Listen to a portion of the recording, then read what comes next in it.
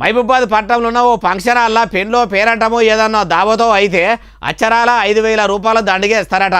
చట్టంలో ఉన్న 441 సెక్షన్ ఎంకులాడి మరీ కేసు కట్టి 3 నెలలు జైలుకు కూడా సాగనంపుతారట. ఫంక్షన్ హాల్లోకి పోతే కేసు పెట్టి దండగ చేసుడు ఏందే బాలన్న అంటే చెప్తా పని. చూసినరా ఫ్లెక్సీ మీద ఏం రాసి ఉన్నదో, ఫంక్షన్కు సంబంధం లేని వ్యక్తులు దొరికినచో సెక్షన్ 441 ప్రకారము 3 నెలలు జైలు శిక్ష మరియు 5,000 జరిమానా. ఇట్లు అశోకానంద గార్డెను యాజమాన్యం అని ఎట్లా పెట్టిర్రో మరి ఎందుకు పెట్టిండ్రు?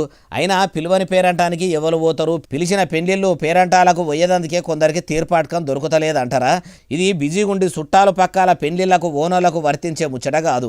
అసలైతే మహబూబాద్ పట్టణంలో ఉన్న ఫంక్షన్ హాల్లో ఏదన్నా పెండ్లో పేరంటమో పెడితే పిలిచిన వాళ్ళ కంటే పిలువనోళ్ళు బయటోళ్లే ఎక్కువ మంది దావత్కు వచ్చి కుత్కెల దాకా తినిపోతుర్రట. పెళ్లికి పోయిన చుట్టాల పక్కాలకే ముక్కలు దొరకక మస్తు సార్ల లగ్గాల లడాయిలు కూడా అయినాయట.